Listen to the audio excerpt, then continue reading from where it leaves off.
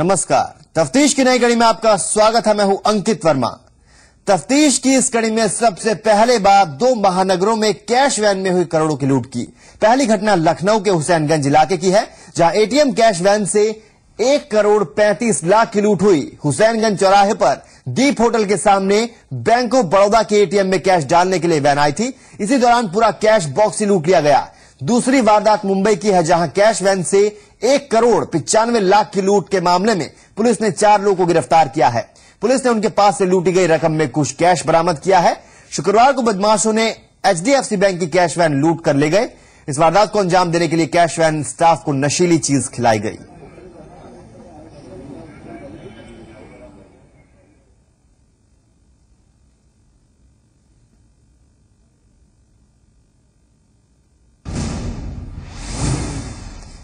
तो लखनऊ के हुसैनगंज इलाके में एटीएम कैश वैन से 1,35,00,000 की लूट वारदात से इलाके में सनसनी मच गई। हुसैनगंज चौराहे पर दीप होटल के सामने बैंक ऑफ बड़ौदा के एटीएम में कैश डालने के लिए वैन आई थी। इसी दौरान पूरा कैश बॉक्स ही लूट लिया गया। चौंकाने वाली बात यह है कि यूपी की राजधानी में दिन दहाड़े यह वारदात वहां पर हुई, जहां से विधानसभा चंद कदमों की दूरी पर है। रिपोर्ट देखिए।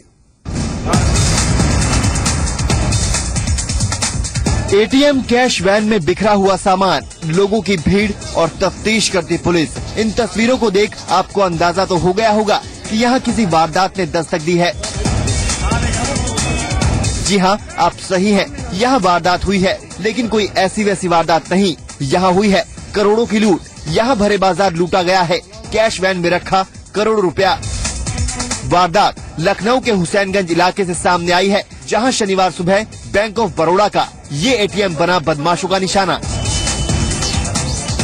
प्रत्यक्षदर्शियों की माने तो रोज की तरह शनिवार सुबह जब हुसैनगंज इलाके में लगे इस एटीएम के बाहर कैश वैन रुकी, तो पहले से ही घात लगाए कुछ बदमाशों ने वैन में घुसकर पूरे कैश बॉक्स को लूट लिया। बताया जा रहा है कि कैश वैन में लगभग 1,35,00,000 रुपए थे। एक बैंक ऑफ बड़ौदा में एटीएम में पैसा जमा करने के लिए लाए हुए थे कैश। इनके कर्मचारियों ने बताया कि यहाँ पर जो कैश रखा हुआ था बक्से में, किसी के द्वारा गायब कर लिया गया, चुरा लिया गया। सवाल पुलिस की कार्यशैली पर भी खड़े हो रहे हैं, क्योंकि पुलिस के पास न तो लूट की इस बड़ी वारदात की कोई पुख्ता जानकारी है और न ही उसके पास लुटेरों का कोई सुराग। ये टोटल बता रहे हैं 1,33,00,000 था। कुछ उसमें डिपॉजिट किया है, कुछ इसमें रखा था, उसी की जांच चल रही है। कैश में बैन लूटा है। ये तो चोरी बता रहे हैं, क्यों किसी ने देखा नहीं है। चौंकाने वाली बात तो यह है कि यूपी की राजधानी में दिन दहाड़े ये वारदात वहां पर हुई, जहां से विधानसभा चंद कदमों की दूरी पर है और जो इलाका हाई सिक्योरिटी जोन में आता है। सबसे सुरक्षित माने जाने वाले इस इलाके में 4 थानों का बॉर्डर लगता है। केसरबाग, हुसैनगंज, हजरतगंज और नाका थानों की पुलिस हर वक्त मौजूद रहती है। बावजूद इसके वारदात के बाद बदमाश बड़े आराम से निकल गए। फिलहाल पुलिस वैन चालक और एटीएम में पैसा डालने आए लोगों को अपने साथ ले गई है और तफ्तीश कर रही है। लेकिन जिस तरह से दिन दहाड़े एक एटीएम की कैश वैन को लुटेरों ने अपना निशाना बनाया और वो आसानी से रफू चक्कर हो गए, ये काफी हैरत की बात है। लखनऊ से नीरज मिश्रा, जी मीडिया।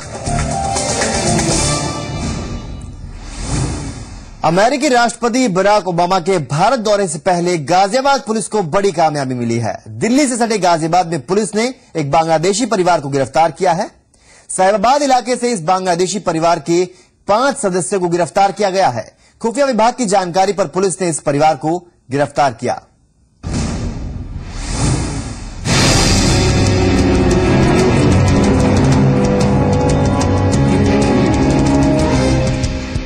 गाजियाबाद पुलिस की गिरफ्त में खड़े शख्स का नाम है बारिश सिद्दीकी,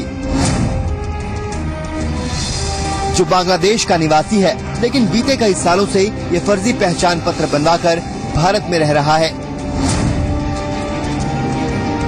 इसे पुलिस ने साहिबाबाद इलाके से गिरफ्तार किया है। पुलिस ने इसके पास से फर्जी वोटर ID, फर्जी आधार कार्ड, ड्राइविंग लाइसेंस और भी कई अहम दस्तावेज बरामद किए हैं। कितनी बार आ चुके हो उसके बाद? सबसे पहले आया 1981 में। और कितनी बार आवागमन कर चुके हो? करीब 4-5 बार आया है ऐसे। अब तक कितने लोगों को लाए हो तुम बांग्लादेश से? अभी 2 लोग ले आया। आधार कार्ड कैसे बनवाया?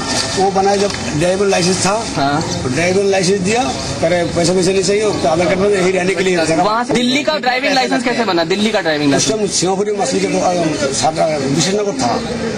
लाने में कितने पैसे लगे? 5,000 रुपए दिए उसको। 5,000 रुपए एक व्यक्ति को ना 2 व्यक्ति को। अच्छा, बोट नहीं उस टाइम 81 में आया ना, उस टाइम बोट में आया था। कैसे आते थे वहाँ से? नदी पार हो गई। बारिश सिद्दीकी नाम का एक शख्स कभी बांग्लादेश आर्मी का जवान था, जिसे अनुशासनहीनता के चलते आर्मी से निकाला गया था, जिसके बाद बीते 20 सालों से ये कई बार भारत और कई बार बांग्लादेश गया।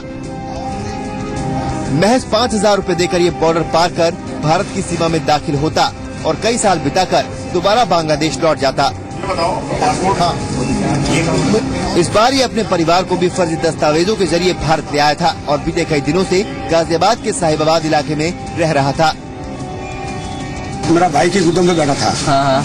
वहाँ जाके पुलिस पकड़ लिया। अच्छा, ये कागज वगैरह, लेकिन मेरे जब गांव गया था ये फेंक के गया था। हाँ। मेरा एक भतीजा बांग्लादेश जाके मेरा नाम से 4-5 मुकदमा चलाया, उससे मेरा घर गई। मेरा वही घर है।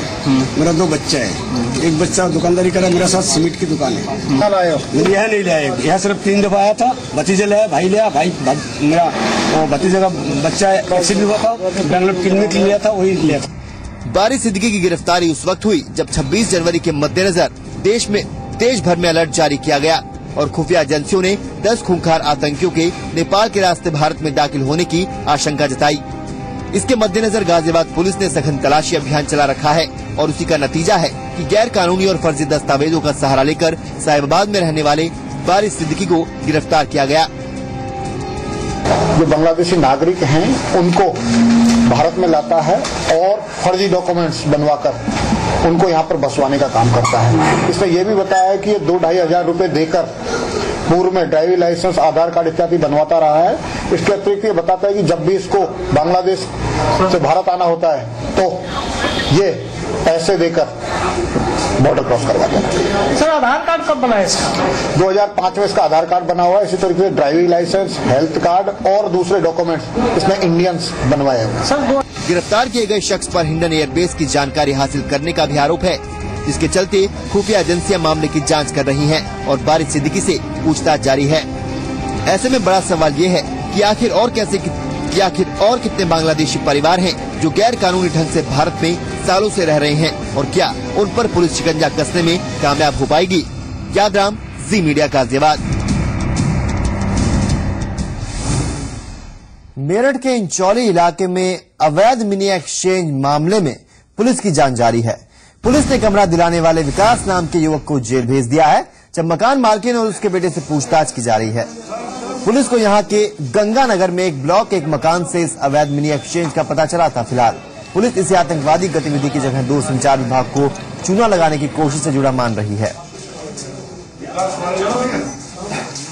ये इंटरनेशनल कॉल कराने के लिए अधिकृत नहीं है और फिर भी इन्होंने इंटरनेशनल कॉल्स कराई हैं और कानूनों का उल्लंघन किया है। इस आधार पर शिकायत दर्ज की गई है और प्रारंभिक तौर पर जो विकास चौहान है उनके विरुद्ध काफी साक्ष्य उपलब्ध हुआ है, उनको माननीय मजिस्ट्रेट के समक्ष प्रस्तुत किया जाएगा। बाकी सहगल और जो मकान के स्वामी हैं उनकी संलिप्तता के बारे में भी जांच की जा रही है। और आइए अब आपको बताते हैं आखिर कैसे हुआ मेरठ में इंटरनेशनल कॉलिंग और इंटरनेट के नाम पर फर्जीवाड़ा करने वाले गिरोह का भांडाफोड़। मेरठ के गंगानगर इलाके में उस वक्त अफरा तफरी मच गई जब एक मकान पर दूरसंचार विभाग दिल्ली, विजिलेंस और स्थानीय पुलिस की टीम ने इस मकान पर छापेमारी की कार्रवाई की।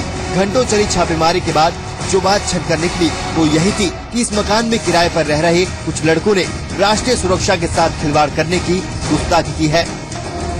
इससे अतिरिक्त इसमें कुछ भी नहीं कह सकता हूं, क्योंकि हमारे पास पूरी डिटेल नहीं है। तो आपके रिक्वेस्ट पर मैंने ये बात बता दी कि हाँ, ये सुमेधा दीक्षित का मकान है, विकास चौहान इसमें किराएदार हैं, इनेट सोल्यूशंस करके वो एक कंपनी खोल रखे हैं और जो टेलीफोन डिपार्टमेंट को कोई इनपुट मिला था कि ये कोई अनियमित काम कर रहे हैं, तो उसको क्या अनियमितता है उसकी पूरी छानबीन उनके सहयोग से हम लोग कर रहे हैं और जो भी उनको कानून के प्रावधानों में जो उल्लंघन किया होगा उस अनुसार कार्रवाई। खुलासा हुआ कि इचौली थाना क्षेत्र के सुमेधा दीक्षित के घर किराए पर रह रहे 2 लड़के यहाँ चोरी छिपे इंटरनेशनल कॉलिंग और इंटरनेट के नाम पर बड़े स्तर का फर्जीवाड़ा कर रहे थे। 2 लड़के रह रहे थे जिसमें कि आपका इन्होंने ये बताया था हमें, गलत फेक आईडी दी हमें, सामने साइबर कैफे विकास भी आएगा, वो उनको लेके आए थे। तो वही जो रेंट भी आता था तो वही लेके आते थे रेंट। वो बंदे कभी नहीं आए यहाँ पे, 1 या 2 बार आए हैं बस, 1 या 2 बार आए हैं वो लड़के यहाँ पे। और बाकी उनके टेक्नीशियन आए हैं यहाँ पे 1 या 2 बार। और वो कुछ एंटीना सही करते थे, हम तो ऊपर आते क्योंकि रहते वो थे ही नहीं। मौके से पुलिस ने ट्रांसपोंडर, रिसीवर सहित कई कंप्यूटर जब्त किए हैं, जिसे सील कर दूरसंचार विभाग की टीम अपने साथ ले गई है। लेकिन कोई भी इस छापेमारी पर अभी खुलकर बोलने को तैयार नहीं। देखिए, कंटेंट तो आप बता नहीं सकते क्या है। तो इंटरनेशनल कॉल ये ILD ऑपरेटर के पास करके इलीगल नेटवर्क के थ्रू टर्मिनेट कर रहे थे। इतना ही मैं एक लाइन कहना चाहूंगा, इसके अलावा और कुछ नहीं। संदेह के घेरे में आए वो दोनों लड़के जिन्होंने फर्जी तरीके से एक्सचेंज चलाने का गुनाह किया, वो फिलहाल पुलिस की गिरफ्त से बाहर हैं। पुलिस ने फिलहाल घर की मालकिन, उसके बेटे और एक साइबर कैफे संचालक को हिरासत में लेकर पूछताछ शुरू कर दी है। लेकिन इस छापेमारी के बाद पुलिस और आला अधिकारियों की खामोशी इस बात की ओर इशारा करती है कि मामला बेहद संगीन हो सकता है। ये मामला देश की सुरक्षा से जुड़ा हो सकता है। अनुराग सैनी, जी मीडिया, मेरठ। अलीगढ़ के लोधा थाना इलाके में कोको टोको स्लॉटर हाउस में हुए हादसे में 3 कर्मचारियों की मौत हो गई, जबकि 5 लोगों की हालत गंभीर बनी हुई है। बताया जा रहा है कि अमोनिया गैस के रिसाव से इन लोगों की मौत हुई। स्लॉटर हाउस में मौत, जानवरों की नहीं बल्कि इंसानों की मौत। जी हां, अलीगढ़ के लोधा थाना क्षेत्र में स्थित कोको टोको स्लॉटर हाउस में बीती रात एक कमरे में सो रहे 3 लोगों की मौत हो गई। मरने वाले लोग स्लॉटर हाउस के ही कर्मचारी बताए जा रहे हैं। लेकिन यहां घटी इस घटना ने सबके कान खड़े कर दिए हैं। आखिर इन लोगों की मौत कैसे हुई? मौत के पीछे की वजह अब तक सामने नहीं आ सकी है। जब रात को सोए तो सोने के बाद सुबह जब जागे तो 3 तो वहाँ पे रात को ऑन स्पॉट ही खत्म हो चुके हैं। और हल्का सा एक आदमी को होश था, एक लड़के को, तो उसने कुंडी खोली है, तो कुंडी खोलते ही वो भी वहीं गिर गया है। ये हुई है लगभग 1:30 बजे करीब बता रहे थे, और कोई जहरीली पदार्थ से इन लोगों की मौत हुई है। 3 लोगों की मौत हो चुकी है। सो रहे थे, ये लेट बैठ रहे थे काम खत्म करने के बाद, तो कोई जहरीली पदार्थ, कोई गैस वैस थी तो लीक हो गई, जिसके कारण इनकी मौत हुई है। बताया जा रहा है कि स्लॉटर हाउस में रात को काम करने के बाद 4 मजदूर एक कमरे में सो गए थे। लेकिन जब सुबह चौकीदार ने कमरे का दरवाजा खुलवाने की कोशिश की तो काफी देर बाद एक कर्मचारी ने दरवाजा खोला और वो भी दरवाजा खोलते ही बेहोश हो गया। लेकिन जब चौकीदार कमरे में दाखिल हुआ तो सन्न रह गया। कमरे में पड़े थे 3 मजदूरों के शव। आनन फानन में चारों मजदूरों को मेडिकल कॉलेज लेकर जाया गया, जहां तीनों को डॉक्टर्स ने मृत घोषित कर दिया, जबकि एक मजदूर का इलाज जारी है। डॉक्टर्स के मुताबिक तीनों की मौत किसी तरह के गैस रिसाव की वजह से हुई है, जबकि पुलिस पोस्टमार्टम रिपोर्ट के बाद किसी नतीजे पर पहुंचने की बात कह रही है। कि अब जहरीली, शायद जैसा कि लग रहा है कि जहरीली गैस है जो इन्होंने इनके फेफड़ों में चली गई है, उसकी वजह से ये जब आए थे तो 3 तो इसमें बिल्कुल ही मृत घोषित हो गए हैं, और एक पेशेंट जो है वो थोड़ा सिक है अभी एक्सीडेंटल पॉइजनिंग है। अब वो देख के पता चलेगा पोस्टमार्टम में आइंदा कि इसमें किसकी वजह से गैस, जहरीली गैस की वजह से हुई है या कोई पदार्थ लेने की वजह से हुई है, क्या हुआ है, सुसाइडल है या एक्सीडेंटल है।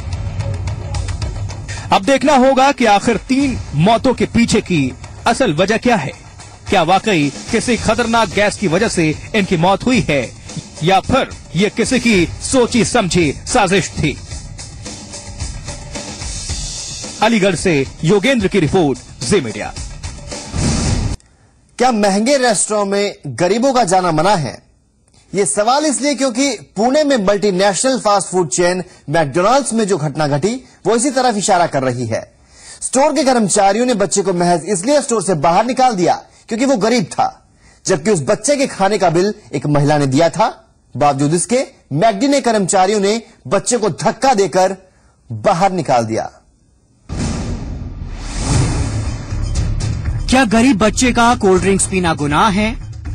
क्या मल्टीनेशनल फास्ट फूड चेन में गरीब बच्चों का जाना मना है? क्या मल्टीनेशनल फूड चेन में गरीब बच्चों को धक्के देकर बाहर निकाला जाता है? ये सभी सवाल इसलिए क्योंकि पुणे के मैकडॉनल्ड्स के स्टोर में एक गरीब बच्चे के साथ जो व्यवहार किया गया, उसने मल्टीनेशनल फूड चेन मैकडॉनल्ड्स को कटघरे में खड़ा कर दिया है। दरअसल मैकडॉनल्ड्स के एक स्टोर में गरीब बच्चे को धक्का देकर बाहर निकालने का सनसनीखेज मामला सामने आया है। आरोप है कि मैकडॉनल्ड्स ने बच्चे को अपने स्टोर से इसलिए बाहर धक्का देकर निकाल दिया क्योंकि वो गरीब था।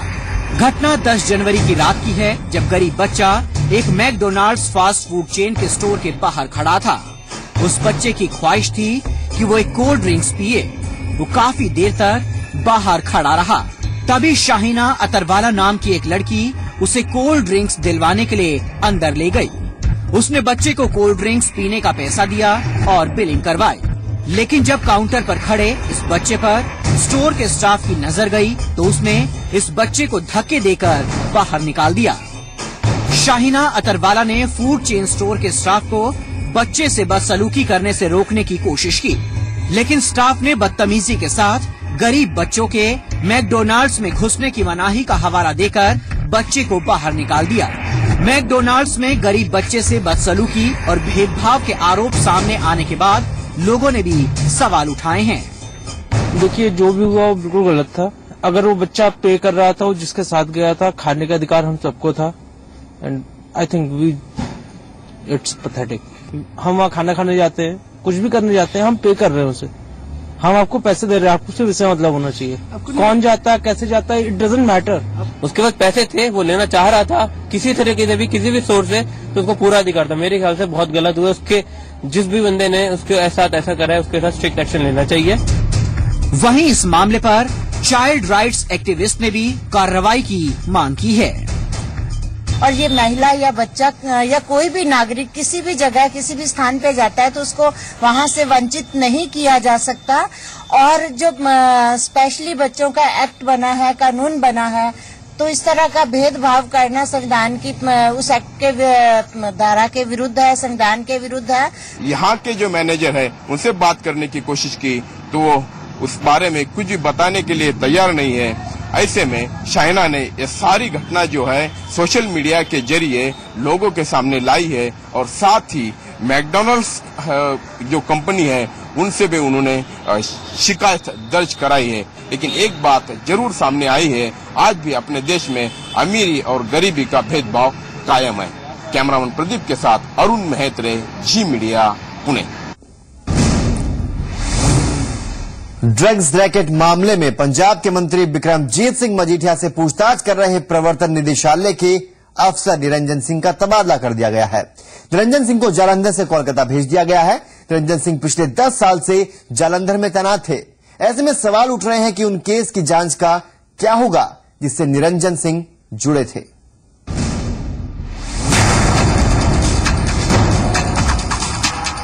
पंजाब के मंत्री बिक्रमजीत सिंह मजीठिया से पूछताछ करने वाले प्रवर्तन निदेशालय के अफसर निरंजन सिंह का तबादला कर दिया गया है। निरंजन सिंह को जालंधर से कोलकाता भेज दिया गया है। निरंजन सिंह पिछले 10 साल से जालंधर में तैनात थे और उन्होंने न सिर्फ ड्रग्स रैकेट केस में मंत्री बिक्रमजीत सिंह मजीठिया बल्कि पूर्व मंत्री सरवन सिंह फिल्लौर, अविनाथ चंदर जैसी बड़ी शख्सियतों से मनी लॉन्ड्रिंग केस में पूछताछ की थी। हालांकि मीडिया के सामने निरंजन सिंह ने कुछ भी कहने से इनकार कर दिया। ट्रांसफर हो गई है, क्या करना चाहते हैं हम इस पे? क्या ये ट्रांसफर कर दिया, आपको लगता है जांच चल रही थी? देखिए अपना बोला अपना। कांग्रेस ने पीएम से दखल की मांग की तो बीजेपी ने जवाब दिया। इस बात की उम्मीद थी कि प्रधानमंत्री जी खुद इंटरवीन करेंगे और ये सारा मसला जो एनफोर्समेंट डायरेक्टरेट के सामने है उसमें जस्टिस मिलेगी। और इस आस उम्मीद पर पूरा पानी फिर गया जब कल हमें इस बात का पता चला कि जो मेन इन्वेस्टिगेटिंग ऑफिसर था इसमें, जो आईओ था, निरंजन सिंह उनका नाम है, उनको ट्रांसफर कोलकाता कर दिया गया। नहीं, नॉर्मल ट्रांसफर तो होते रहते हैं अधिकारियों के, इस पर कोई सवाल खड़ा करना सही नहीं। देखिए, कांग्रेस को अब काम क्या है, सिर्फ सवाल खड़ा करना। हर विषय पे किसी अफसर का ट्रांसफर हो तो सवाल खड़ा करना। सवाल खड़ा कर करके तो आज कांग्रेस खुद सवाल के घेरे में आ गई है। कोई उनकी इस बात पे यकीन करने को तैयार। आपको बता दें, निरंजन सिंह पिछले 10 साल से जालंधर में तैनात थे। पंजाब सरकार में रेवेन्यू मंत्री हैं बिक्रमजीत सिंह मजीठिया। पंजाब के उप मुख्यमंत्री के साले हैं बिक्रमजीत सिंह मजीठिया। मजीठिया पर मनी लॉन्ड्रिंग के आरोप हैं। ऐसे में सवाल उठ रहे हैं कि उन केस की जांच का क्या होगा जिससे निरंजन सिंह जुड़े हुए थे।